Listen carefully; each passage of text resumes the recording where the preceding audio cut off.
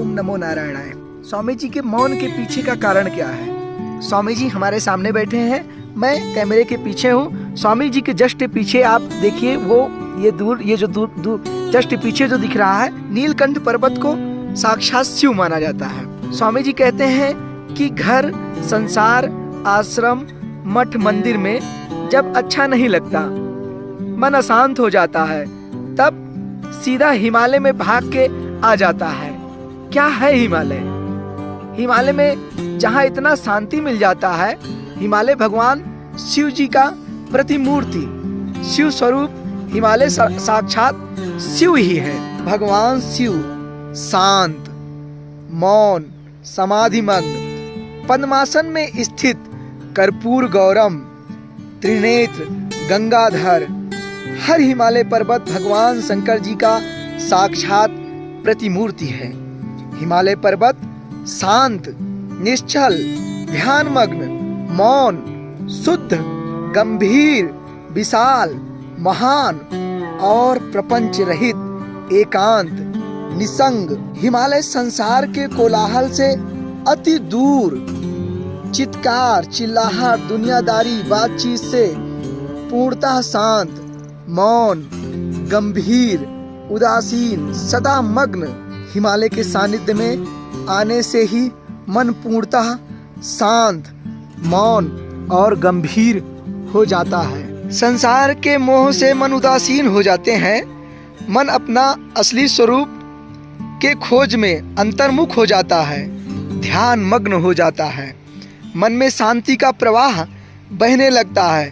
तब मन ध्यान में उस परमात्मिक शांति, आनंद में डूब जाता है, अपना आत्म स्वरूप में स्थित हो जाता है।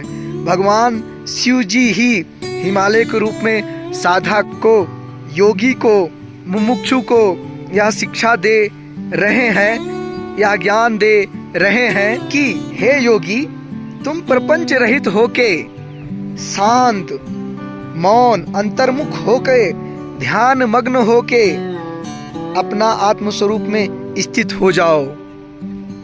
अब स्वामी जी लिखते हैं, बताते हुए लिखते हैं, तपस्या 3 प्रकार की है। कौन कौन सी? कायिक तपस्या, वाचिक तपस्या और मानसिक तपस्या। संक्षेप में तपस्वी के लिए कायिक तपस्या मतलब होता है ब्रह्मचर्य पालन, काम वेग का संयम। वाचिक तपस्या यानी मौन व्रत का पालन, योगस्थ प्रथम द्वारम वाक निरोध। स्वामी जी इस सूक्ति को कोट करते हुए लिखते हैं। तीसरी जो तपस्या वो है मानसिक तपस्या, ध्यान में स्थिति, चित्त वृत्ति का निरोध। कठोपनिषद में कहा है ब्रह्मचर्य पालन, नयम आत्मा बलहीनेन लभ्यः, बल के बिना आत्मा लभ्य नहीं है, आत्म उपलब्धि संभव नहीं है। वीर ही बल है, वीर के रक्षा करना ही ब्रह्मचर्य पालन है। आयु, बल एवं निरोग शरीर का मुख्य कारण ही वीर्य है। एक बीमार व्यक्ति कभी भजन नहीं कर सकता है, तप नहीं कर सकता है, ध्यान समाधि बहुत दूर की बात है, क्योंकि बीमार व्यक्ति का मन सर्वदा शरीर में ही केंद्रित रहता है, हमेशा शरीर के लिए ही सोचता रहता है, डॉक्टर, अस्पताल और दवाई के पीछे ही भागता रहता है। क्या ऐसे बीमार व्यक्ति कम से कम 3 घंटा स्थिर होकर एक आसन में बैठ के आत्मचिंतन ध्यान कर सकते हैं? तो उत्तर मिलेगा प्रायः नहीं। इसलिए महर्षि पतंजलि ने जो योग के लिए पहला विघ्न बताया है वह व्याधि बताया है। बल के बिना साधन भजन हो नहीं सकता। एकांत में लोकालय यानी संसार से अति दूर कोई गुफा में साधना करने के लिए अति मानसिक बल की जरूरत होती है। एकांत में साधना तभी हो पाएगी जब मानसिक रूप से बलवान हो। भूखे प्यासे, बर्फ और सर्दी से रक्षा के लिए शारीरिक बल की जरूरत होती है। व्यर्थ बकवास से ऊर्जा की रक्षा के लिए, मौन व्रत पालन के लिए वाचिक बल की आवश्यकता है। अर्थात ऊर्जा बचाने के लिए मौन व्रत पालन करना भी बहुत जरूरी है।